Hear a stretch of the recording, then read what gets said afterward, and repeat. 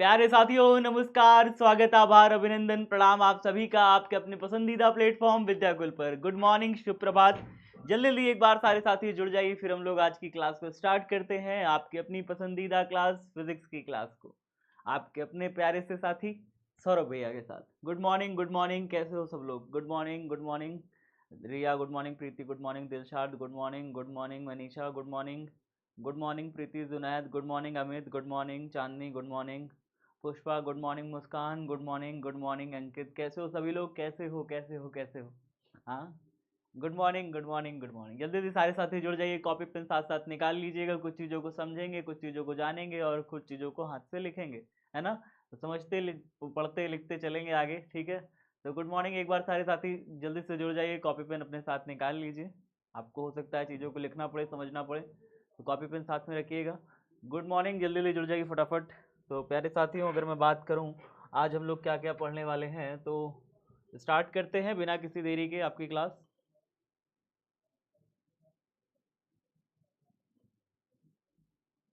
Start करते हैं आपकी अपनी क्लास जल्दी से। तो प्यारे साथियों, अगर आप हैंड रिटन नोट्स चाहते हैं तो ये दिए गए नंबर पे कॉल करके मंगा सकते हैं।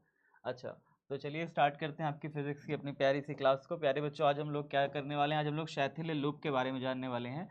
हिस्टेरेसिस लूप कहते हैं इसे। क्या होता है इसके बारे में जानेंगे थोड़ा सा, क्योंकि एग्जाम में शॉर्ट में लिखने के लिए आ सकता है। कभी पूछा नहीं है एग्जाम में, बट आ सकता है, ठीक है? तो आज ये इस चैप्टर का आखिरी लेक्चर है। इसके बाद इस चैप्टर का सिर्फ पीवाईक्यू बचेगा, ठीक है? इसके बाद सिर्फ और सिर्फ पीवाईक्यू बचेगा। Good morning Chandramohan, good morning Aarti, Pankaj, Pritam. 500 student ही हैं सर जी। आज पेपर है ना, आज बायो और मैथ का पेपर भी तो है, तो सब बच्चे पेपर देने चले गए। सारे साथी पेपर देने चले गए। आज एग्जाम भी तो है ना। तो आज एग्जाम है, इसलिए सब एग्जाम देने चले गए अपना अपना। चलिए ठीक है, स्टार्ट करते हैं फिर आज की क्लास को। सारे बच्चे एग्जाम देने जा रहे हो, अच्छी बात है। लॉ चुंबकीय पदार्थ जो है आज हम लोग पढ़ेंगे, फेरोमैग्नेटिक सब्सटेंसेस पढ़ेंगे, और हिस्टेरेसिस लूप क्या होता है उसके बारे में जानेंगे। तो ये दो चीज़ें आज हम लोग जानेंगे, समझेंगे, सीखेंगे।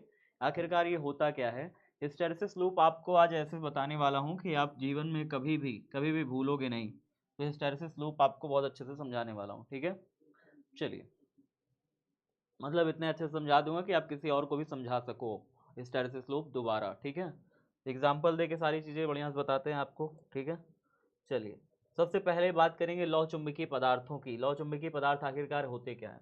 तो अगर बात करी जाए लौह चुंबकीय पदार्थों की, लौह चुंबकीय पदार्थ की, तो आप जानते हो ये कुछ ऐसे पदार्थ होते हैं प्यारे साथियों, ये कुछ ऐसे पदार्थ होते हैं जो आसानी से चुंबकित हो जाते हैं। आसानी से क्या हो जाते हैं? चुंबकित हो जाते हैं। जैसे लोहा होता है, लोहा आसानी से चुंबक में चिपक जाता है कि नहीं चिपक जाता, बताइए? लोहा आसानी से, लोहा को चुंबक के पास में ले जाओ, लोहा तुरंत फट्टा से चिपका लेगा चुंबक को, ठीक है? तो ये ऐसे कुछ पदार्थ होते हैं जो आसानी से चुंबकित हो जाते हैं। अगर इनकी, लोहे की अगर पतली सी छड़ बनाई जाए, पतली से छड़ बनाई जाए और इसे हम चुंबकीय क्षेत्र में ऐसे लटका दें, चुंबकीय क्षेत्र में ऐसे लटका दें, बताओ क्या होगा? नॉर्थ पोल और साउथ पोल। लोहे की छड़ बना करके अगर हम चुंबकीय क्षेत्र में ऐसे करके लटका दें, इधर नॉर्थ पोल इधर साउथ पोल, बताओ क्या होगा? आपके हिसाब से ये होगा कि भाई ये जो नॉर्थ पोल है ना, ये इस चुंबक को अपनी तरफ खींच लेगा और चिपका लेगा। तो यहाँ पे क्या होगा? इस छड़ को अपनी तरफ खींच करके किसी भी ध्रुव में, चाहे इस ध्रुव में या इस ध्रुव में, ध्रुवों पर चिपका लेता है। ये ध्रुवों पर क्या होता है? इतना तेज ये खींचता है कि ध्रुवों पर चिपक जाते हैं, ध्रुव पर चिपका लेता है, चिपका लेता है। पहली चीज़ तो ये होती है, किसी एक ध्रुव में ये चिपका लेगा। पहली कंडीशन ये होगी। अगर आप इसके लौह चुंबकीय पदार्थ की, अगर आप किसी भी छड़ को किसी भी चुंबकीय क्षेत्र में इस तरीके से स्वतंत्र रूप से लटकाते हैं बांध के, तो ध्रुवों पर जाके चिपक जाएंगे, नॉर्थ पोल पे जाकर चिपक जाएगा, ठीक है? इस तरीके से वो चिपका लेता है, ठीक। अब लौह चुंबकीय पदार्थ के अगर उदाहरण दिए जाते हैं, तो उदाहरण में हम लोग इस तरीके से उदाहरण देते हैं। 3 उदाहरण इसके बेसिकली बड़े बड़े होते हैं, जैसे लोहा, निकिल, कोबाल्ट। कौन कौन से होते हैं? लोहा, निकिल और कोबाल्ट। ये तीनों आपको याद रखने हैं। लोहा है, निकिल है, कोबाल्ट है, मैग्नेटाइट भी होता है, हेमेटाइट भी होता है, बहुत सारी चीज़ें हैं, बट ये 3 चीज़ याद रखिएगा, लोहा, निकिल, कोबाल्ट। ये एग्जाम में आपसे पूछ सकता है, ठीक है? एग्जाम में आपसे पूछ सकता है। तो लोहा, निकिल, कोबाल्ट क्या है? लौह चुंबकीय पदार्थ के उदाहरण होते हैं, ठीक है? अच्छा, ये आसानी से चुंबकित हो जाते हैं, ध्रुवों पर अगर इनकी छड़ लटका दोगे तो चिपका लेंगे। तो ये सारे इनके गुण होते हैं विशेषकर। चलिए देखते हैं एक एक करके सारे गुणों को, क्या क्या आखिरकार इनके अंदर गुण होते हैं। तो यहाँ पे देखिए क्या लिखा हुआ है, कुछ पदार्थ चुंबकीय क्षेत्र में रखने पर चुंबकीय क्षेत्र की दिशा में प्रबल रूप से आकर्षित हो जाते हैं। जिधर चुंबकीय क्षेत्र होता है उसकी दिशा में प्रबल रूप से आकर्षित हो जाते हैं, चिपका लेता है बहुत तेजी से। ये चीज लाइन है, ये लाइन है, आपको याद रखनी है। कुछ पदार्थ चुंबकीय क्षेत्र में रखने पर, अगर कुछ पदार्थ ऐसे होते हैं जिनको चुंबकीय क्षेत्र में रखने पर वो प्रबल रूप से, प्रबल रूप मतलब समझते हैं बहुत तेजी से चुंबकीय क्षेत्र में क्या होते हैं, आकर्षित हो जाते हैं, चुंबकीय क्षेत्र से आकर्षित हो जाते हैं। या पदार्थ अगर असमान चुंबकीय क्षेत्र में रखोगे ना, असमान चुंबकीय क्षेत्र जानते हैं क्या होता है, जब भी आपको असमान चुंबकीय क्षेत्र कहा जाए, जब भी आपके सामने ये शब्द इस्तेमाल हो ना, असमान चुंबकीय क्षेत्र, तो इसका मतलब होता है कहीं पर चुंबकीय क्षेत्र ज्यादा है, कहीं पर कम है। इसका मतलब क्या होता है, कहीं पर चुंबकीय क्षेत्र बहुत ज्यादा है और कहीं पर चुंबकीय क्षेत्र क्या है, कम है। अगर ऐसी जगह पे लौह चुंबकीय पदार्थ को रखोगे, कम चुंबकीय क्षेत्र वाले पदार्थ में जाकर रख दोगे, ऐसी जगह रख दोगे जहां पर चुंबकीय क्षेत्र की तीव्रता क्या है, कम है, वहां पर किसी लौह चुंबकीय क्षेत्र को, लौह चुंबकीय पदार्थ को ले जाकर रख दिए, जैसे लोहा ले जाकर रख दिए, लोहा एक ऐसी जगह ले जाकर रख दिए जहां पर चुंबकीय क्षेत्र की तीव्रता क्या है, कम है। असमान चुंबकीय क्षेत्र का मतलब क्या होता है, एक ऐसा क्षेत्र होता है, एक ऐसा इलाका होता है जहां पर कहीं पर चुंबकीय क्षेत्र की तीव्रता ज्यादा होती है और कहीं पर चुंबकीय क्षेत्र की तीव्रता कम होती है। अगर आप लौह चुंबकीय पदार्थों को कम क्षेत्र की तीव्रता वाली जगह पे ले जाके रख दोगे, लोहा निकल कोबाल्ट को कम क्षेत्र की तीव्रता वाली जगह पे रख दोगे, तो वो भाग करके अपने आप सरक के कहाँ चले जाएंगे, कहाँ चले जाएंगे, सरक के अधिक तीव्रता वाले चुंबकीय क्षेत्र में चले जाएंगे, अधिक तीव्रता वाले चुंबकीय क्षेत्र में चले जाएंगे। मतलब अगर कोई चुंबक यहाँ पे रखा हुआ है नॉर्थ पोल और इसके पास आप कोई लोहा ले जाके रख देते हो, इसके पास कोई लोहा ले जाके रख दोगे, तो लोहा अपने आप खिंच के कहाँ चला जाएगा, चुंबक में जाके चिपक जाएगा। लोहा अपने आप खिंच के कहाँ चला जाएगा, चुंबक में जाके चिपक जाएगा। यानी क्या हो जाएगा, वो कम चुंबकीय क्षेत्र वाले इलाके से अधिक चुंबकीय क्षेत्र वाले इलाके में जाने की प्रवृत्ति रखता है। ठीक है, याद रखिएगा। आगे देखिए ये क्या कहता है, यही तो कह रहा है, या पदार्थ असमान चुंबकीय क्षेत्र में रखने पर दुर्बल चुंबकीय क्षेत्र से प्रबल चुंबकीय क्षेत्र की ओर गति करते हैं। दुर्बल चुंबकीय क्षेत्र जहां होता है वहां से ये प्रबल चुंबकीय क्षेत्र की ओर गति करते हैं। ठीक है सर, हाथ से लिखो, नेहा कुमारी कह रही हैं। बहुत ज़्यादा कंटेंट है, इतना ज़्यादा कंटेंट है, इसको हाथ से कितना लिखेंगे बताइए आप। इसको वही है फिर, आज थोड़ा सा ज़्यादा कंटेंट है ना इसलिए, और ये सब थ्योरी है। एक काम करो ना, लिखो आप लिखो, लिखा हुआ है ना, लिखो जल्दी जल्दी, कॉपी निकालो, कॉपी निकालो, लिखते रहो। लिख क्यों नहीं रहे हो भाई, मैं समझा रहा हूँ, आप लिखो, लिखा हुआ है, लिखो लिखो जल्दी जल्दी। उदाहरण डालो इसमें, उदाहरण डालो, लोहा, निकिल, कोबाल्ट, मैग्नेटाइट, मैग्नेटाइट, टाइट है मैग्नेटाइट, ठीक है, मैग्नेटाइट, टाइट में Fe3O4 होता है, मैग्नेटाइट। लिखते जाओ जल्दी जल्दी, लिखते जाओ जल्दी जल्दी, लिख नहीं रहे हो, लिखो जल्दी से, लिखते रहो जी। चलो आगे देखो, इसमें उदाहरण के तौर पर एक पॉइंट क्या लिखा हुआ है, स्वतंत्रता पूर्वक लटकाने पर क्षण चुंबक क्षण घूमकर चुंबकीय क्षेत्र के समांतर दिशा में आ जाता है। पहली चीज लिखा हुआ है, असमान चुंबकीय क्षेत्र में रखने पर कम तीव्रता वाले स्थान की ओर गति करते हैं। ठीक है, असमान चुंबकीय क्षेत्र में रखोगे वाले स्थान से, यहाँ पे ऐड करिएगा, स्थान से अधिक तीव्रता वाले, अधिक तीव्रता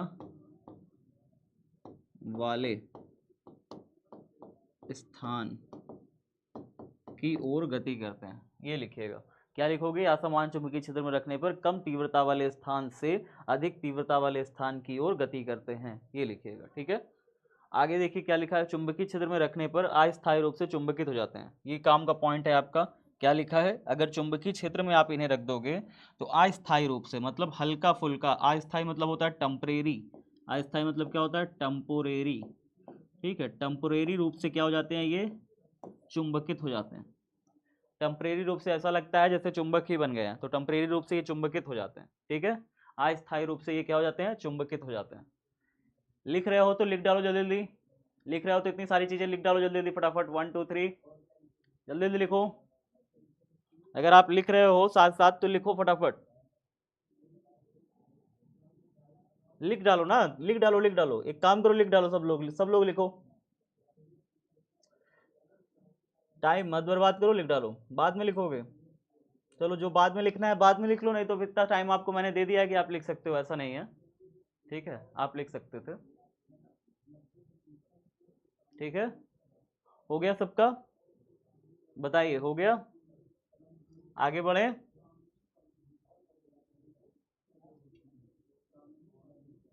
हो जाए तो बताना हो गया, हो जाए तो बताना हो गया, ठीक है। क्वालिटी प्रॉब्लम, क्वालिटी प्रॉब्लम कैसे हो गया जी? हो गया सर, हो गया, हो गया, हो गया। जिनका जिनका हो जाए हमें बताना प्लीज, हो गया, ठीक है। हो गया, हो गया। नेक्स्ट, आज ये चैप्टर का लास्ट लेक्चर है, इसके बाद चैप्टर खत्म। कल पीवाईक्यू करा देंगे, चैप्टर खत्म हो जाएगा, ठीक है। क्वालिटी का प्रॉब्लम है तो क्वालिटी उसमें देखिए ऑप्शन रहता है ना, क्वालिटी प्रॉब्लम का क्वालिटी का ऑप्शन रहता है उसमें। अब देखिए उदाहरण के तौर पर इसमें देखिए दिया हुआ है, आयरन दिया है, निकिल दिया है, कोबाल्ट दिया है। इस तरीके से आयरन, निकिल और कोबाल्ट, आयरन जानते हैं आप लोहा होता है, ठीक है। Fe से प्रदर्शित करते हैं आयरन को, आयरन किससे प्रदर्शित करते हैं? Fe से। निकिल को किससे प्रदर्शित करते हैं? Ni से। खातून को क्या हो गया जी? सर बैक करना है, लो भाई बैक करना है, जल्दी जल्दी लिखो, फिर जल्दी जल्दी लिखो, फटाफट जल्दी जल्दी हाथ चलाओ, या स्क्रीनशॉट ले लो। फिर अगर आप स्लो काम करो तो स्क्रीनशॉट ले लो, करो जल्दी जल्दी करो। 1 मिनट दे रहा हूँ, एक 1.5 मिनट दे रहा हूँ, जल्दी जल्दी करो। 1 मिनट दे रहा हूँ, जल्दी से करिए। जिसका व्याख्या कर दूं,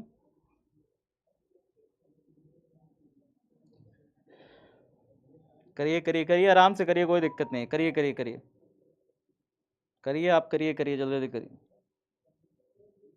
हो गया कॉपी में सबका? हो गया कॉपी में?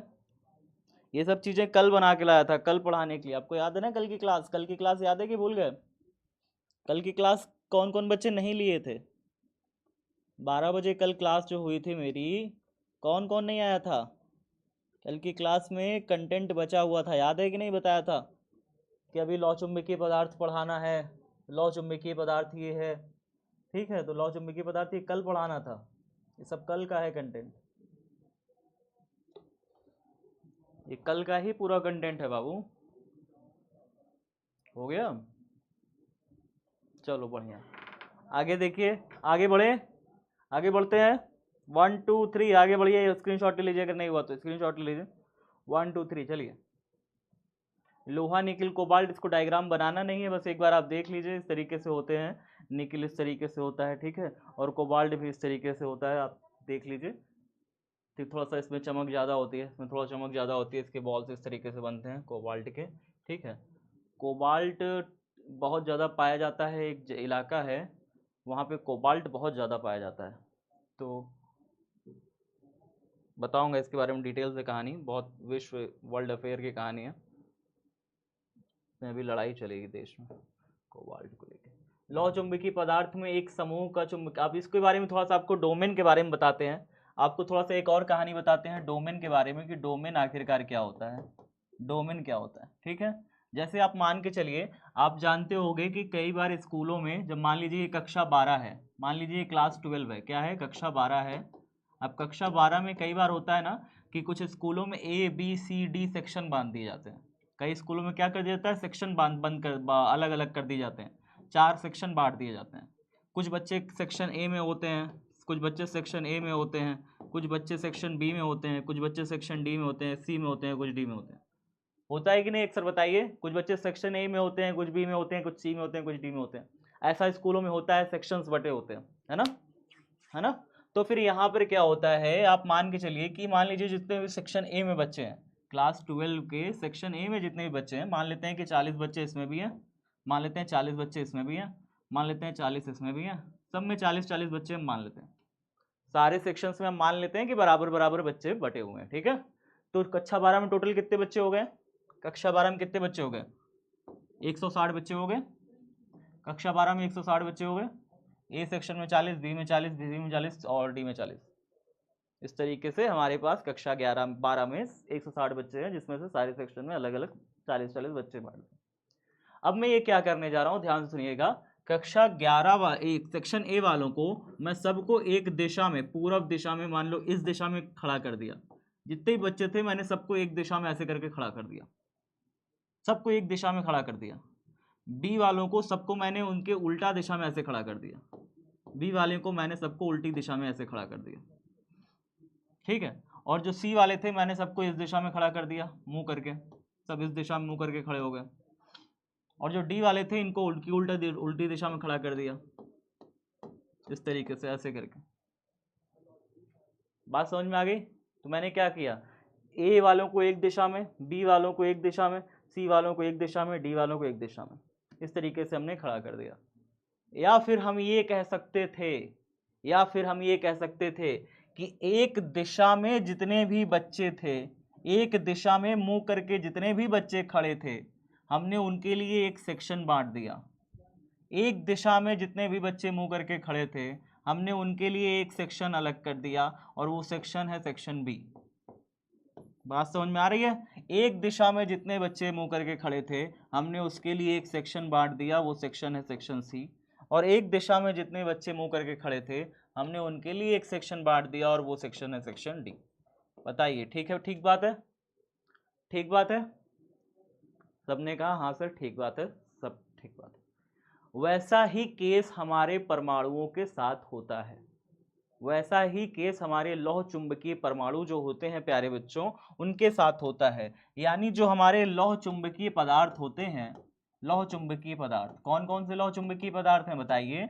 लोहा, निकिल, कोबाल्ट। जितने भी हमारे लौह चुंबकीय पदार्थ होते हैं प्यारे बच्चों, इन लौह चुंबकीय पदार्थों में एक खासियत होती है। क्या खासियत होती है? खासियत ये होती है कि इनके जितने भी परमाणु होते हैं, जितने भी परमाणु होते हैं, याद रखिए, लौह चुंबकीय पदार्थ के, मान लीजिए एक पदार्थ है, अब आप जानते हैं एक पदार्थ है तो वो असंख्य परमाणुओं से मिलकर बना होगा।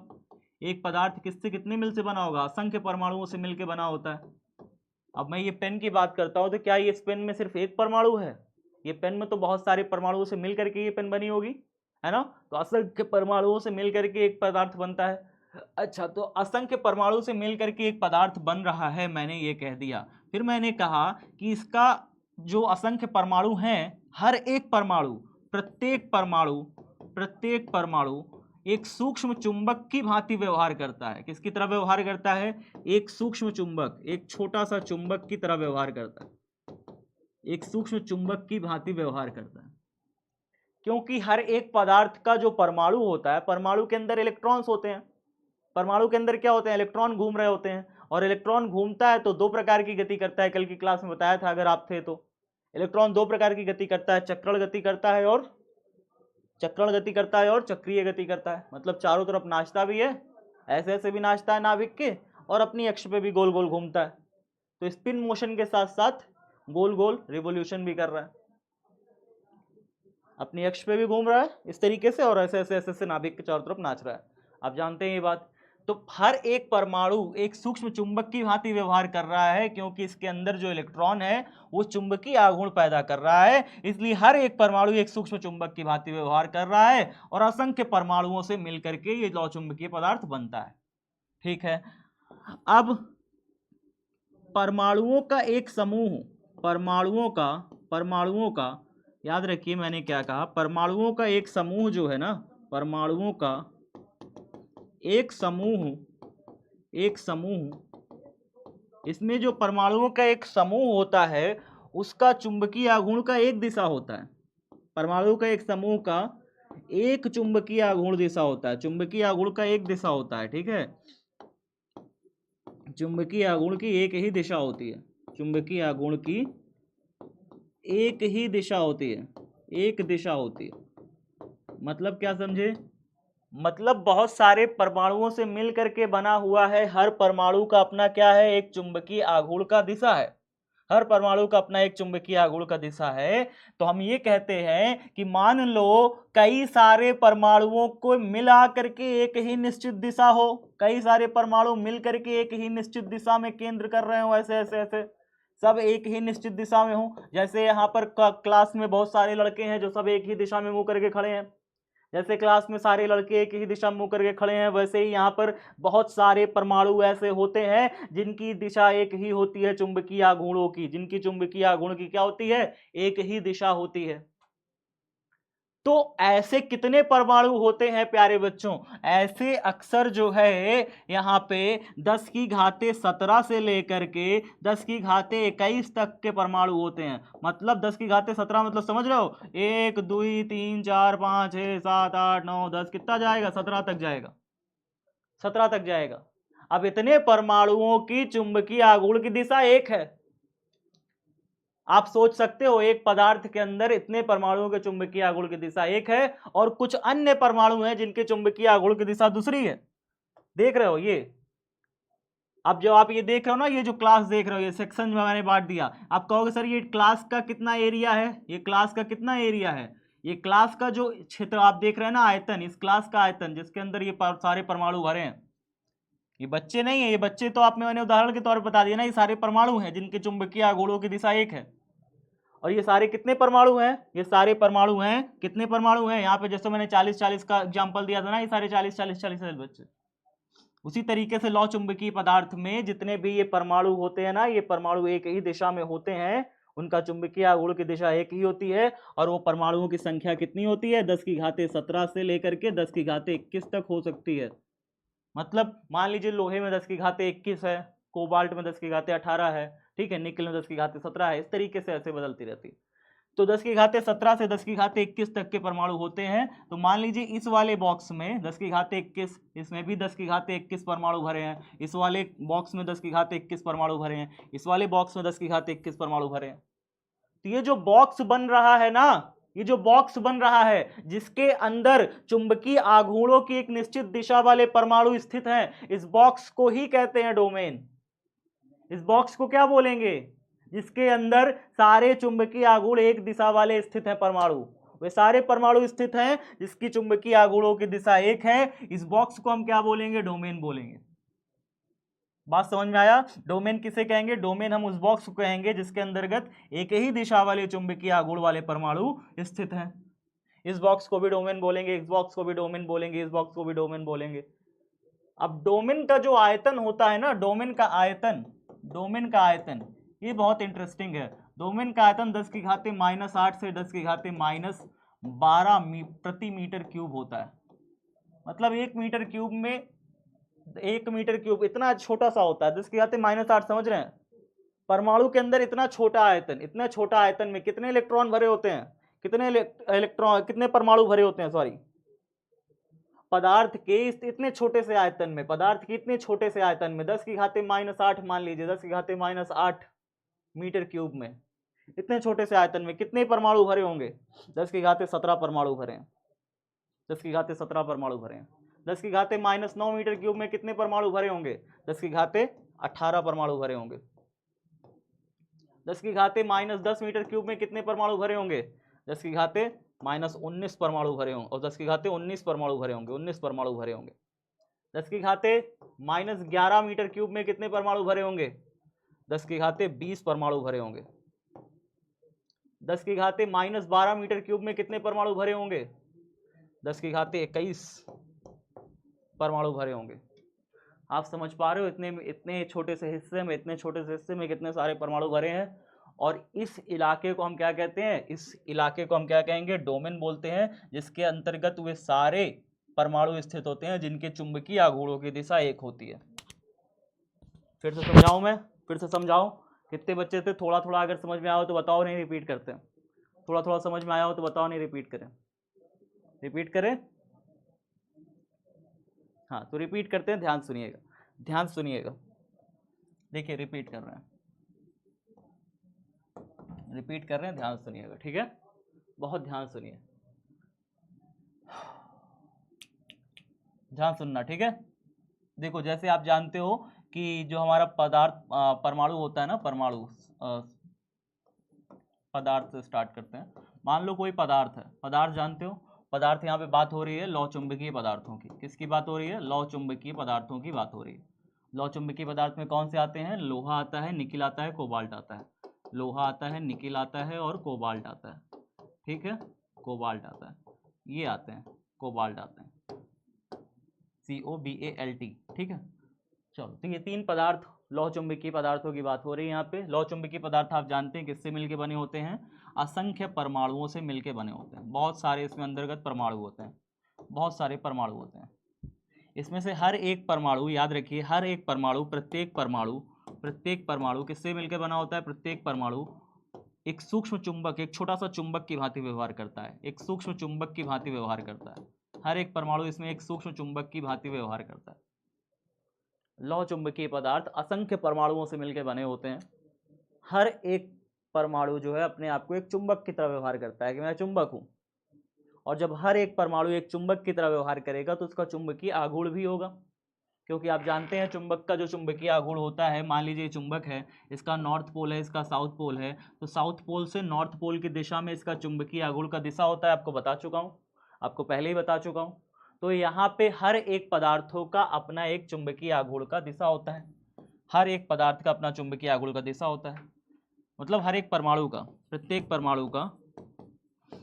परमाणु चूंकि एक सूक्ष्म चुंबक बन जाता है, प्रत्येक परमाणु एक सूक्ष्म चुंबक की भांति व्यवहार करता है, इसलिए प्रत्येक परमाणु का क्या होता है? प्रत्येक परमाणु का चुंबकीय आघूर्ण का दिशा होता है। चुंबकीय आघूर्ण का क्या होता है? दिशा होता है। चूंकि हर परमाणु चुंबक की तरह व्यवहार कर रहा है, और चुंबक में क्या होता है? साउथ पोल से नॉर्थ पोल की तरफ एक दिशा होता है चुंबकीय आघूर्ण का। हर एक परमाणु अगर एक चुंबक है तो उसका चुंबकीय आघूर्ण का दिशा होगा कि नहीं होगा? बिल्कुल होगा। ठीक है सर, तो प्रत्येक परमाणु का चुंबकीय आघूर्ण का एक निश्चित दिशा है। अब इसमें कहा गया कि कुछ निश्चित परमाणु मिल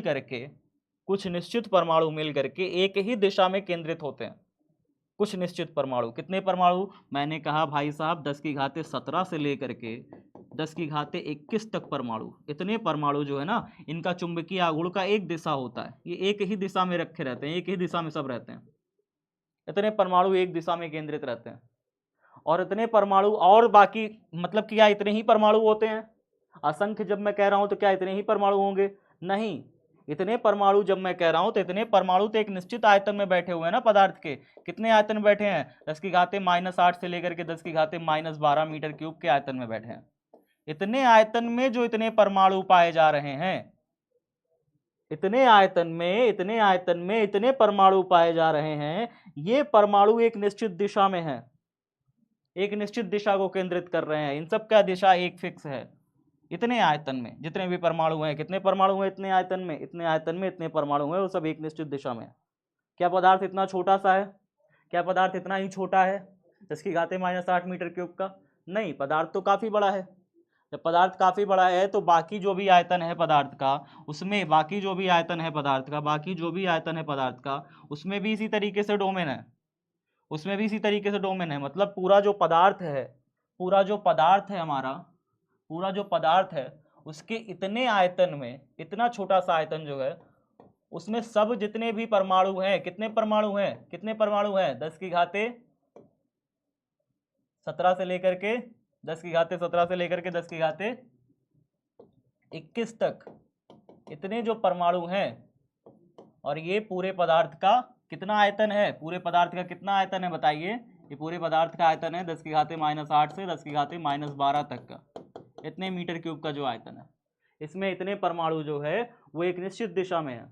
बाकी पदार्थ के आयतन में उतने ही आयतन, उतने आयतन, सारे उतने आयतन से मिलकर बना है। मान लो इतना आयतन, फिर इतना आयतन, फिर इतना आयतन, फिर इतना आयतन, फिर इतना आयतन, सारे आयतन बराबर हैं। सब आयतन क्या है? बराबर हैं। सारे आयतन कितने हैं? 10⁻⁻8 से 10⁻12 मीटर क्यूब के आयतन है। सारे आयतन बराबर।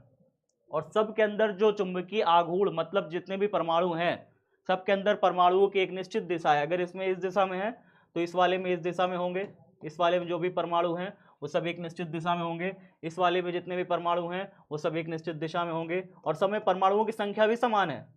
सब में परमाणुओं की संख्या भी क्या है? समान है। सब में परमाणुओं की संख्या भी क्या है? समान है।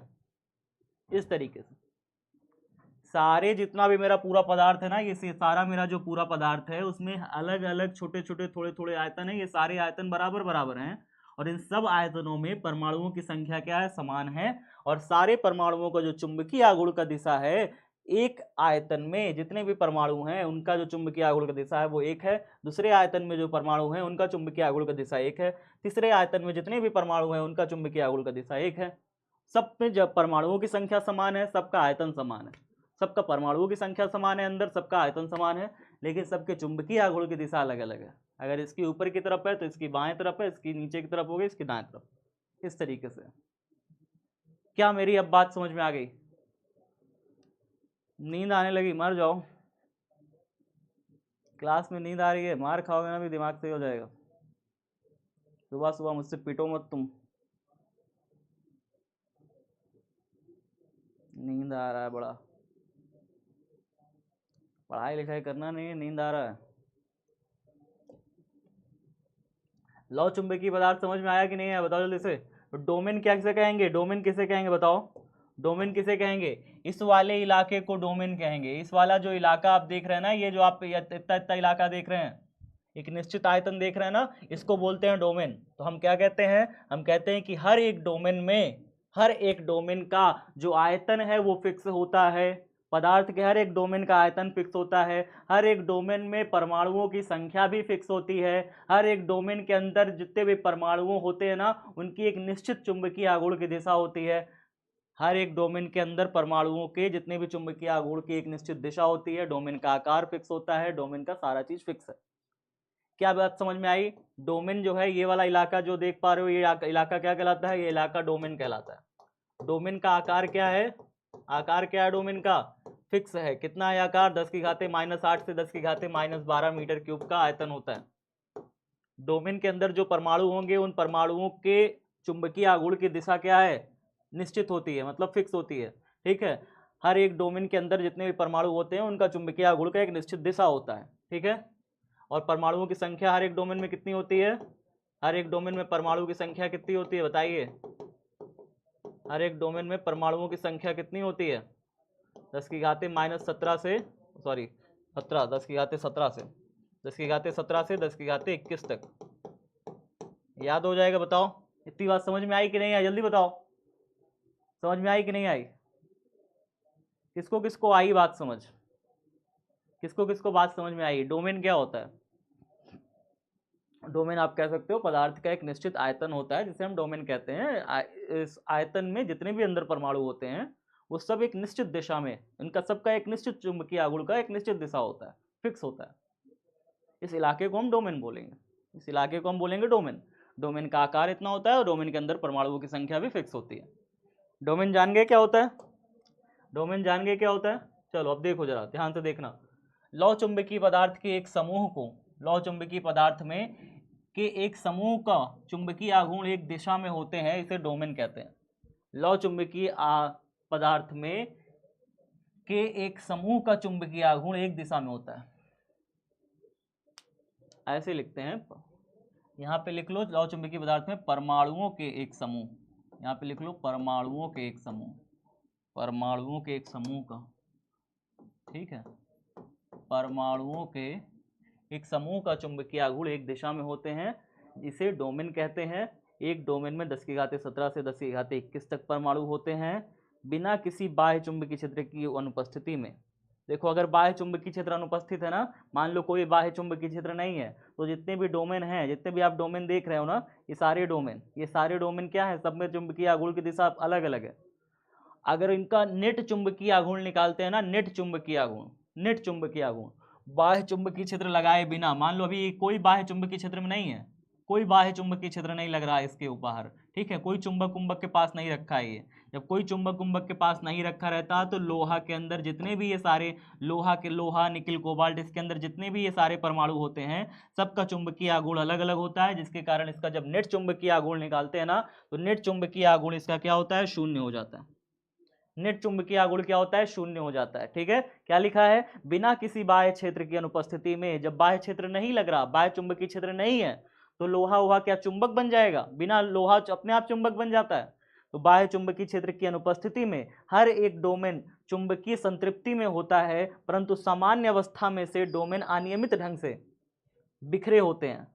सामान्य अवस्था में क्या होते हैं? डोमेन अनियमित ढंग से मतलब रैंडमली ऐसे ऐसे बिखरे होते हैं, जिससे पदार्थ का नेट चुंबकीय आघूर्ण शून्य हो जाता है। पदार्थ का जो नेट चुंबकीय आघूर्ण आता है, क्योंकि एक की दिशा इधर होती है, दूसरे की दिशा नीचे हो जाएगी, आप खुद देख रहे हो, इसमें जो पदार्थ होते हैं उनका एक की दिशा इधर होगी, एक की दिशा अगर मान लीजिए इधर है, दूसरे की दिशा इधर है, एक की दिशा इधर हो गई, एक की दिशा अगर इधर है तो इसकी दिशा इधर हो जाएगी। तो इसका जब नेट चुंबकीय आघूर्ण निकालते हैं तो शून्य आता है। नेट चुंबकीय आघूर्ण क्या आता है? शून्य आता है। सुशील यार ब्लॉक कर देंगे तुमको, अभी समझ में आ जाएगा। जो बहुत नींद आ रहा है तुमको, दिमाग खराब कर रहे हो, खुद ना पढ़ रहे हो ना पढ़ने दे रहे हो लोगों को। आगे देखो, आगे देखिए क्या लिखा है। वो हो जाएगा, इतना हो जाएगा, बताइए सबका कॉपी में हो जाएगा। नोट करना हो नोट करिए, नहीं तो फिर इसको स्क्रीनशॉट ले लीजिए। स्क्रीनशॉट ले लीजिए, आगे बढ़िए। स्क्रीनशॉट ले लीजिए, अभी आगे बहुत पढ़ाना है यार, अभी शैथिल लूप खत्म करना है। स्क्रीनशॉट लीजिए, आगे बढ़ें।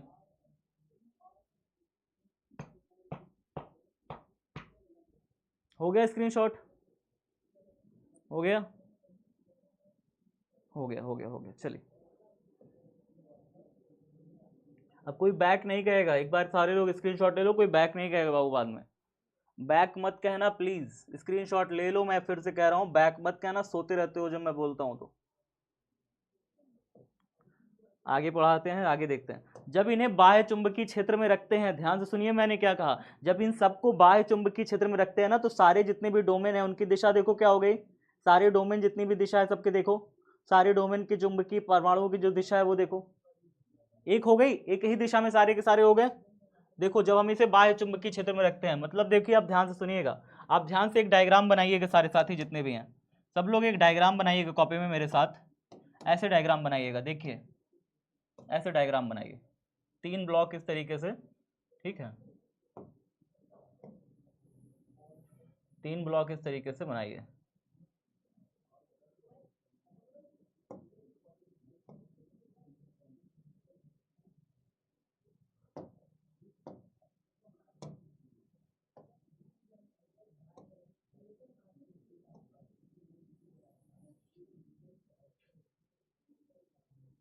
तीन ब्लॉक इस तरीके से आपको बनाना है।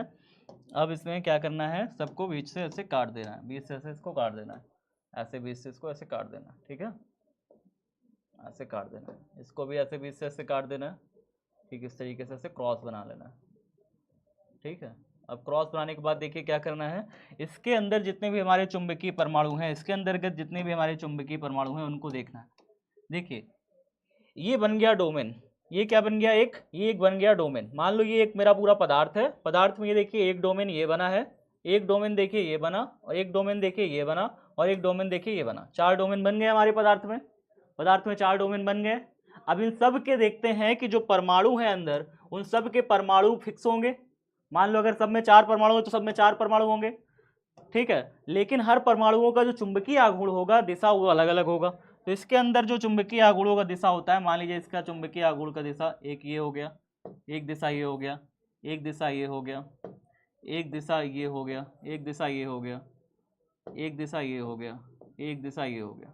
इस तरीके से चुंबकीय आघूर्णों की दिशा देख रहे हैं। इसके अंदर जितने भी परमाणु होते हैं एक डोमेन के अंदर, एक डोमेन के अंदर जितने भी परमाणु होंगे उनका चुंबकीय आघूर्ण का एक निश्चित दिशा होगा, ठीक है। इस डोमेन के अंदर जितने भी परमाणु हैं उनका चुंबकीय आघूर्ण का दिशा इधर है, उनका चुंबकीय आघूर्ण का दिशा भी फिक्स है। इस डोमेन के अंदर जितने भी परमाणु हैं उनका चुंबकीय आघूर्ण का दिशा फिक्स है, इस तरीके से। देखिए इस तरीके से इस पदार्थ के अंदर जितने भी परमाणु हैं, इसके अंदर जितने भी परमाणु हैं उनका चुंबकीय आघूर्ण का एक निश्चित दिशा है। इधर देखते हैं, इधर तरफ वाले जितने भी, इस डोमेन में जितने भी परमाणु हैं उनका चुंबकीय आघूर्ण का एक निश्चित दिशा है। इधर जितने भी परमाणु हैं उनका चुंबकीय आघूर्ण का एक निश्चित दिशा है। मान लीजिए इधर दिशा है, इस तरीके से ऐसे दिशा में, ठीक है। इधर जितने, इस वाले डोमेन में जितने भी परमाणु हैं उसका चुंबकीय आघूर्ण का एक निश्चित दिशा है। इधर जितने भी परमाणु हैं उनका चुंबकीय आघूर्ण का एक निश्चित दिशा है, ठीक है। इधर वाले परमाणु का चुंबकीय आघूर्ण का एक निश्चित दिशा है, इधर वाले परमाणु का चुंबकीय आघूर्ण का एक निश्चित दिशा है। देखो, तो इस तरीके से सबका जो चुंबकीय आघूर्ण का दिशा है वो देखिए फिक्स है। सबका चुंबकीय आघूर्ण का दिशा देखिए फिक्स है। सारे डोमेन में जितने भी परमाणु थे उनका चुंबकीय आघूर्ण का दिशा फिक्स है। बताइए,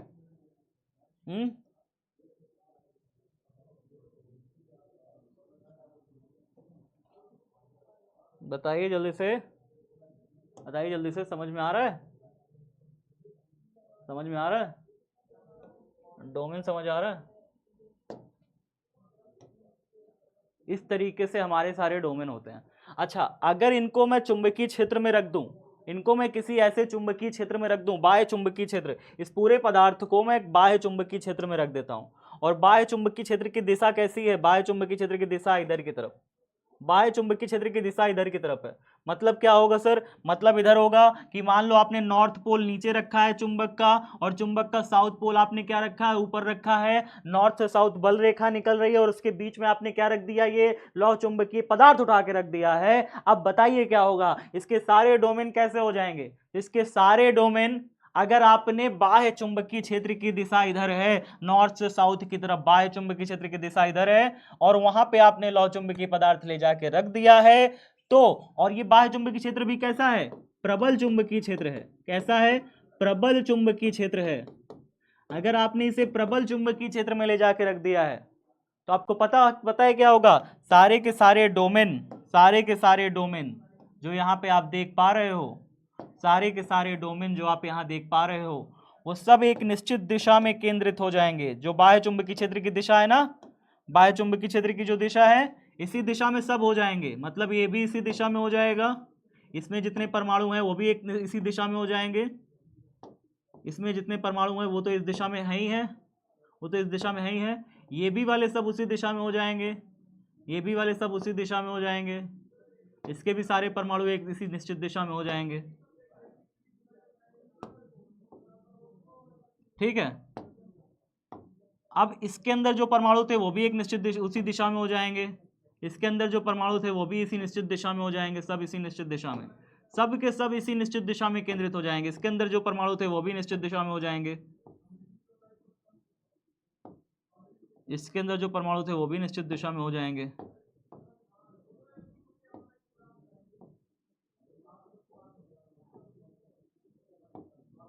देखिए इस तरीके से हो रहा है। सारे के सारे डोमेन जो यहाँ के डोमेन थे वो सब इस निश्चित दिशा में थे, सारे के सारे परमाणु इस दिशा में थे। इसके अंदर, इस डोमेन के अंदर जितने परमाणु थे इस दिशा में थे। चुंबकीय मतलब चुंबकीय आघूर्ण की जो दिशा थी वो इधर थी। इस डोमेन में जितने भी परमाणु थे उनके चुंबकीय आघूर्ण की दिशा इधर थी। लेकिन जब मैंने इस पदार्थ को उठा के कहाँ रख दिया?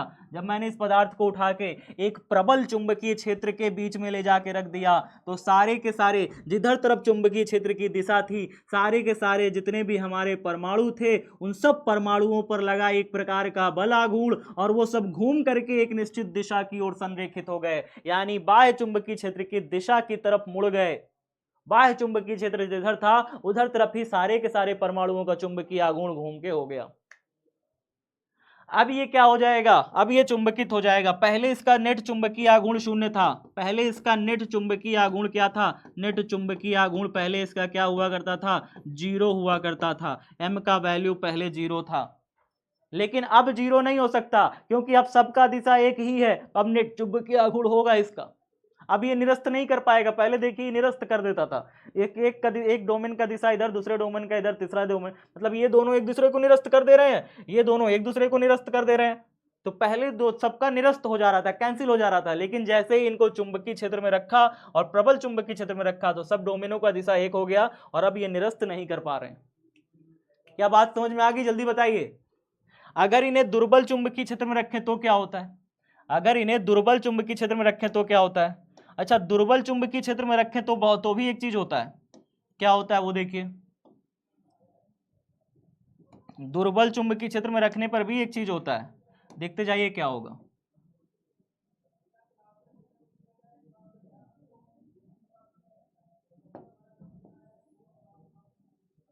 दुर्बल चुंबकीय क्षेत्र में रखने पर भी एक चीज होता है, देखते जाइए क्या होता है।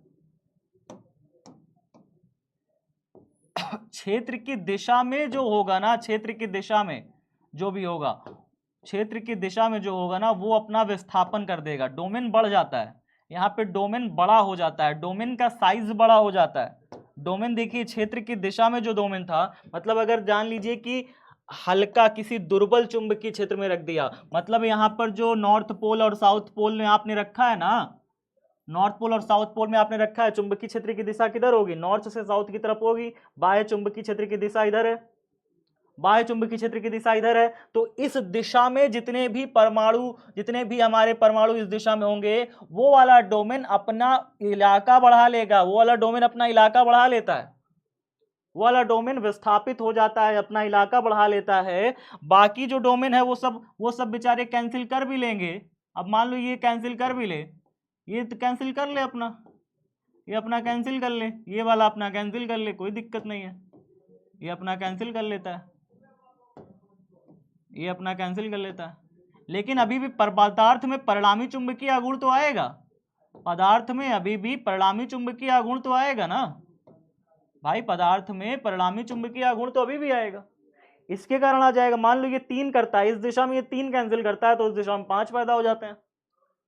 उस दिशा वाले में अपना इलाका बढ़ा लिया, जब ये अपना इलाका बढ़ा लेगा तो इसके अंदर जितने भी परमाणु हैं वो सब एक दिशा में केंद्रित हो गए, वो सब एक दिशा में हो गए।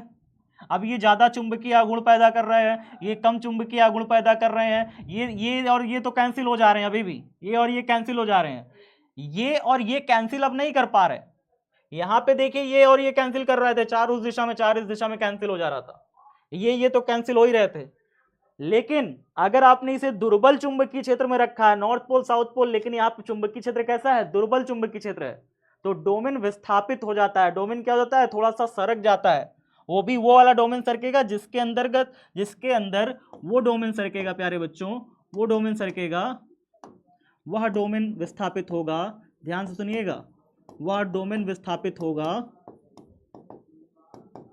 वह डोमेन विस्थापित होगा जिसकी दिशा, जिसकी चुंबकीय आघूर्ण की दिशा बाह्य चुंबकीय क्षेत्र की दिशा में है, जिसकी चुंबकीय आघूर्ण की दिशा, चुंबकीय आघूर्ण की दिशा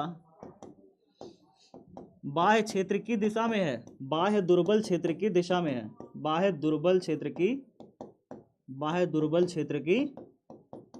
दिशा में है, दिशा में है।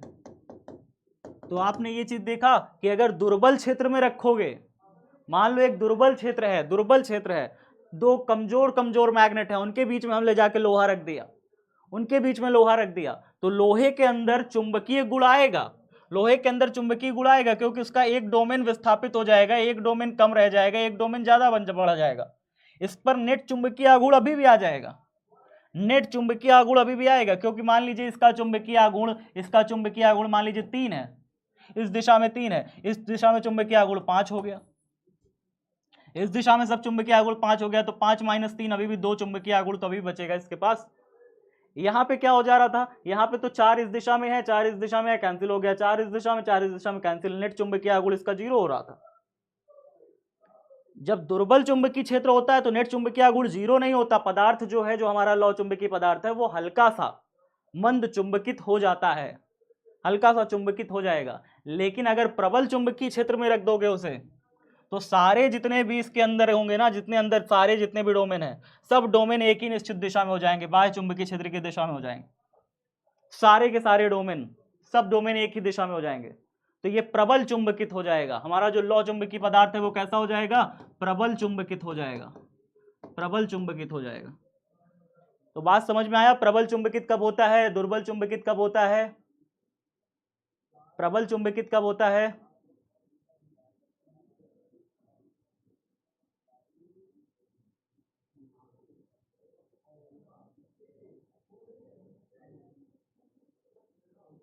ये वाला पिक्चर बनाना है, ये वाला पिक्चर बनाना है, क्योंकि ये वाला पिक्चर आपको मिलेगा नहीं कहीं जल्दी, ये पिक्चर मिलता नहीं है कहीं जल्दी ना, इसलिए इसे बनाना है, ठीक है। देखिए, तो आपको यहाँ पे तो सिर्फ इतना लिखा मिलेगा, बाह्य चुंबकीय क्षेत्र में रखने पर यह 2 प्रकार से चुंबकित होता है। बाह्य चुंबकीय क्षेत्र में अगर रख देंगे आप लौ चुंबकीय पदार्थ को, तो ये 2 प्रकार से चुंबकित होगा। जिस डोमेन का आघूर्ण बाह्य चुंबकीय क्षेत्र की दिशा में होता है उसका आकार बढ़ता है। देखिए क्या लिखा है, जिस डोमेन का आघूर्ण बाह्य चुंबकीय क्षेत्र की दिशा में होगा। यहाँ पे बताइए, बाह्य चुंबकीय क्षेत्र तो नॉर्थ से साउथ की तरफ है, किसका दिशा जो है बाह्य चुंबकीय क्षेत्र की दिशा में है, इस वाले का बाह्य चुंबकीय क्षेत्र की दिशा में है ना, इस वाले का बाह्य चुंबकीय क्षेत्र की दिशा में है कि नहीं है, इसका आघूर्ण बाह्य चुंबकीय क्षेत्र की दिशा में है कि नहीं है, तो ये वाला डोमेन क्या हो जाएगा, बड़ा हो जाएगा, ये डोमेन क्या हो जाएगा, साइज अपना बड़ा कर लेगा, ठीक है। तो वह डोमेन विस्थापित होगा जिसका चुंबकीय आघूर्ण की दिशा बाह्य दुर्बल क्षेत्र की दिशा में है। वही चीज यहाँ पे देखिए लिखा है, जिस डोमेन का आघूर्ण बाह्य चुंबकीय क्षेत्र की दिशा में होता है उसका आकार बढ़ता है, पहली चीज। दूसरी चीज, सभी डोमेनों का आघूर्ण बाह्य चुंबकीय क्षेत्र की दिशा में संरेखित हो जाता है। जितने भी डोमेन हैं, अगर उन्हें आप प्रबल चुंबकीय क्षेत्र में रखोगे, यहाँ पे लिख लीजिए, प्रबल चुंबकीय क्षेत्र में रखने पर, जब आप प्रबल चुंबकीय क्षेत्र में रख दोगे तो जितने भी डोमेन है सबका आघूर्ण बाह्य चुंबकीय क्षेत्र की दिशा में संरेखित हो जाएगा, ये पहली बात। और जिस डोमेन का आघूर्ण बाह्य चुंबकीय क्षेत्र की दिशा में होता है उसका आकार बढ़ता है। ये कहाँ होगा, ये कहाँ होगा, ये बात होगी हमारी दुर्बल चुंबकीय क्षेत्र में। जब दुर्बल चुंबकीय क्षेत्र होगा वहां पे, दुर्बल चुंबकीय क्षेत्र में होगा। जब चुंबकीय क्षेत्र दुर्बल होगा तो ये कंडीशन होगी, ठीक है। एक बार रिपीट कर दे रहा हूँ, ध्यान से सुनना, एक बार रिपीट कर दे रहा हूँ, ध्यान से सुन लियो। चुंबकीय शैथिल आज हो ही ना पाया, डोमेन में ही फंस के रह गए। खैर कोई नहीं, मैं एक बार रिपीट कर रहा हूँ, फिर से सुन लेना, शायद समझ में आ जाए। ध्यान से सुनना, समझ में आ जाएगा। ये मेरा पूरा लौह चुंबकीय पदार्थ है। लौह चुंबकीय पदार्थ में ये जो सेक्शन देख रहे हैं ये डोमेन है। शांति से सुनोगे, शांति से समझ में आ जाएगा। चिल्लाते रहोगे पागल की तरह तो पागलों को कभी समझ में आया नहीं है। ये मेरा डोमेन है, ये डोमेन है, देख पा रहे हो। डोमेन आप जानते हो क्या होता है। डोमेन एक निश्चित इलाका होता है जिसके अंदर जितने भी परमाणु होते हैं उनका चुंबकीय आघूर्ण का एक निश्चित दिशा होता है। तो ये सारे जितने भी परमाणु हैं इन सबका एक निश्चित चुंबकीय आघूर्ण का दिशा है, ठीक है। ये इलाका डोमेन है। डोमेन का आकार फिक्स होता है, डोमेन के अंदर परमाणुओं की संख्या फिक्स होती है। ये चीज़ मैं आपके पीछे बता चुका हूँ आपको। डोमेन का आकार और डोमेन के अंदर चुंबकीय परमाणुओं की संख्या फिक्स होती है, बता चुका हूँ ना। ये देखो, डोमेन का आकार इतना होता है, डोमेन के अंदर परमाणुओं की संख्या इतनी होती है हर एक डोमेन का, ठीक है। तो लौह चुंबकीय पदार्थ में जो डोमेन होता है वो कुछ इस तरीके से होता है। हम बना लेते हैं इस तरीके से, लगभग बना लेते हैं। अब होता क्या है कि अभी तो यहाँ पर नेट चुंबकीय आघूर्ण 0 होता है पदार्थ में, अगर आपने इसे किसी चुंबकीय क्षेत्र में नहीं रखा। मान लीजिए इस लोहे या निकल या कोबाल्ट को किसी भी चुंबकीय क्षेत्र में नहीं रखा है तो इसका जो नेट चुंबकीय आघूर्ण आएगा वो 0 आएगा, क्योंकि भाई यहाँ पे जितने भी परमाणु हैं उनका चुंबकीय आघूर्ण का दिशा एक दिशा में, यहाँ पर जितने भी परमाणु हैं इनका चुंबकीय आघूर्ण का दिशा एक दिशा में। सब एक दूसरे के चुंबकीय आघूर्णों को निरस्त कर देंगे, खत्म कर देंगे। तो इसके ऊपर नेट चुंबकीय आघूर्ण 0, और चुंबकीय आघूर्ण नहीं होगा तो चुंबक की तरह व्यवहार नहीं करेगा। अगर उसके अंदर चुंबकीय आघूर्ण नहीं है तो चुंबक की तरह व्यवहार नहीं करेगा, ठीक है। तो हमारा चुंबकीय आघूर्ण ना होने की वजह से ये चुंबक की तरह व्यवहार नहीं करता। अच्छा ठीक है, ये जो है ये वाला हिस्सा क्या करता है, ये वाला हिस्सा क्या करता है बताइए। जब इसे आपने दुर्बल चुंबकीय क्षेत्र में ले जाकर रख दिया, मतलब नॉर्थ पोल और साउथ पोल के बीच में उठा के आपने इसे रख दिया, इसी को आपने नॉर्थ पोल और साउथ पोल के बीच में ले जाकर रख दिया, लेकिन ये क्षेत्र जिस क्षेत्र में आपने इसे रखा है ये दुर्बल है, दुर्बल चुंबकीय क्षेत्र है। दुर्बल चुंबकीय क्षेत्र होने पर यहाँ पर क्षेत्र की दिशा देखो, क्षेत्र की दिशा किधर होगी, नॉर्थ से साउथ इधर होगी ना। क्षेत्र की दिशा ऐसे, क्षेत्र की दिशा ऐसे होगी कि नहीं, क्षेत्र की दिशा ऐसे ही होगी। तो क्षेत्र की दिशा में जो जितना भी हमारा ये होता है ना, क्षेत्र की दिशा में जितना भी हमारा ये वाला चुंबकीय आघूर्ण होता है, देखिए क्षेत्र की दिशा में ये चुंबकीय वाला चुंबकीय आघूर्ण है, ये अपने डोमेन को बढ़ा लेगा, ये अपने डोमेन को बढ़ा लेगा, जिसके कारण नेट चुंबकीय आघूर्ण इसमें आ जाता है, पैदा हो जाता है। क्योंकि अगर ये डोमेन को बढ़ा लेगा तो इसमें नेट चुंबकीय आघूर्ण ज्यादा हो जाएगा, इसमें बल रहे, इसमें जो है चुंबकीय आघूर्ण वाले परमाणुओं की संख्या ज्यादा हो जाएगी। जब आकार बढ़ाएगा तो इसके अंदर ज्यादा परमाणु भी आ जाएंगे, ज्यादा परमाणु आ जाएंगे। कुछ ऐसे परमाणु इस यहाँ से इधर, यहाँ से देखिए 3 ही बचे, यहाँ से 3 ही बचे, बाकी एक और एक कहाँ गए, वो सब इधर चले गए ना। यहाँ पे 4-4 हुआ करते थे कि नहीं, देखिए 4-4 हुआ करते थे कि नहीं। अब यहाँ कितने कितने बचे, 3-3 बचे, कहाँ चले गए एक एक, वो सब इधर चले गए, घूम गए उस दिशा में, बाह्य चुंबकीय क्षेत्र की दिशा में घूम गए और इस वाले डोमेन में कूद गए। तो इस वाले डोमेन का क्या हो गया, साइज बढ़ गया, इस वाले डोमेन का साइज बढ़ गया, इसने अपना साइज बढ़ा लिया और कुछ अन्य इलेक्ट्रॉनों को अपने अंदर, परमाणुओं को अपने अंदर समाहित कर लिया, ठीक है। तो बाह्य चुंबकीय क्षेत्र की दिशा में जो भी हमारा चुंबकीय आघूर्ण होता है उसका जो संख्या होती है वो बढ़ जाता है, उस डोमेन का आकार बढ़ जाता है जब आप इसे किसे रखते हैं, दुर्बल चुंबकीय क्षेत्र में रखते हैं। तो जिसके अंतर्गत जो हमारा लौह चुंबकीय पदार्थ होता है उसमें एक नेट चुंबकीय आघूर्ण अब आ जाता है, हल्का सा आ जाता है नेट चुंबकीय आघूर्ण, ये थोड़ा सा चुंबकित हो जाता है, इसके अंदर अब नेट चुंबकीय आघूर्ण आ गया। क्यों, क्योंकि इधर तरफ वाले दिशा ज्यादा हो गया, इधर वालों की दिशा, ये वाले तो एक दूसरे को कैंसिल कर दे रहे हैं, ये वाला अब इसको कैंसिल नहीं कर पा रहा, ये वाला इसको कैंसिल नहीं कर पा रहा, क्योंकि इधर वालों की संख्या ज्यादा है, इधर वालों की संख्या कम है, तो ये इसकी दिशा को कैंसिल नहीं कर पाएंगे। अब इसकी दिशा को कैंसिल नहीं कर पाएंगे तो इस दिशा में अभी भी नेट चुंबकीय आघूर्ण बना रहेगा, ये हल्का सा चुंबकित हो जाएगा पदार्थ। अच्छा ठीक है, इधर देखिए, इधर नॉर्थ पोल, इधर साउथ पोल, प्रबल जो चुंबकीय क्षेत्र है, जब ऐसे आप प्रबल चुंबकीय क्षेत्र में रखेंगे, प्रबल चुंबकीय क्षेत्र काफी हैवी चुंबकीय क्षेत्र में रख देंगे, तो इसके अंदर जितने भी हमारे परमाणु है ना, जितने भी परमाणु है वो सब सूक्ष्म चुंबक की भांति व्यवहार करते हैं, सब चुंबक है ये हैं। जब इन्हें प्रबल चुंबकीय क्षेत्र में रख देते हैं तो सारे चुंबक घूम जाते हैं, सब चुंबक इसके अंतर्गत जितने भी परमाणु हैं वो सब घूम गए, सब परमाणु बाह्य चुंबकीय क्षेत्र की दिशा में, बाह्य चुंबकीय क्षेत्र किधर है, नॉर्थ से साउथ, नॉर्थ से साउथ, बाह्य चुंबकीय क्षेत्र इधर ही तो है। सारे के सारे इसके अंदर जितने भी परमाणु हैं सब घूम के एक निश्चित दिशा में हो गए, बाह्य चुंबकीय क्षेत्र की दिशा में हो गए। तो इसमें एक प्रबल चुंबक बन जाता है। हमारा जो लोहा है वो किसकी तरह व्यवहार करने लगता है, वो खट से जाके चिपक जाएगा, खट से जाके क्या हो जाएगा, चिपक जाएगा। तो प्रबल चुंबक के क्षेत्र में रखोगे तो ये हाल हो जाता है, उसके अंदर जितने भी परमाणु होते हैं सबका चुंबकीय आघूर्ण बाह्य चुंबकीय क्षेत्र की दिशा में हो जाता है। दुर्बल चुंबकीय क्षेत्र में रखने पर डोमेन विस्थापित होता है, डोमेन विस्थापित होता है, और वो वाला डोमेन विस्थापित होगा जिसका चुंबकीय आघूर्ण की दिशा बाह्य चुंबकीय क्षेत्र की दिशा में है। बस, अब इससे ज्यादा मैं नहीं समझा पाऊंगा, रिपीट देख लेना क्लास को, ठीक है, क्लास को रिपीट देख लेना। शैथिल्य हानि हम लोग अब कल ही पढ़ पाएंगे, शैथिल्य हानि छोड़ देते हैं। डोमेन सिद्धांत हम लोगों ने आज देख लिया, तो आज की क्लास का नाम भी मैं डोमेन सिद्धांत ही रखूंगा, ठीक है। आज हम लोगों ने डोमेन सिद्धांत देखा, लौह चुंबकीय पदार्थ का डोमेन सिद्धांत। कल एक एक्स्ट्रा क्लास लगाऊंगा, कल मॉर्निंग में एक एक्स्ट्रा क्लास लगेगी 7 बजे, ठीक है, जिसमें हम लोग शैथिल्य हानि पढ़ेंगे। कल एक एक्स्ट्रा क्लास भी लगाएंगे जिसमें हम लोग शैथिल्य हानि, शैथिल्य लूप पढ़ेंगे, कंप्लीट करेंगे। आज शैथिल्य लूप नहीं हो पाया, लेकिन कल एक्स्ट्रा क्लास में लगा करेंगे, ठीक है। PYQ एंड डाउट सेशन कल होगा, और शैथिल्य लूप भी होगा, शैथिल्य लूप भी होगा। बिहार बोर्ड साइंस विद्यागुरु को सब्सक्राइब कर लें, हो सकता है कि आज इस पर एक शानदार मेरी फिजिक्स की क्लास होने वाली हो, तो तैयार रहिएगा, बहुत मज़ेदार क्लास इस पर लेकर के आने वाला हूँ, ठीक है। धन्यवाद, जुड़े रहें ओंकार बैच के साथ, जीत हमारी होगी।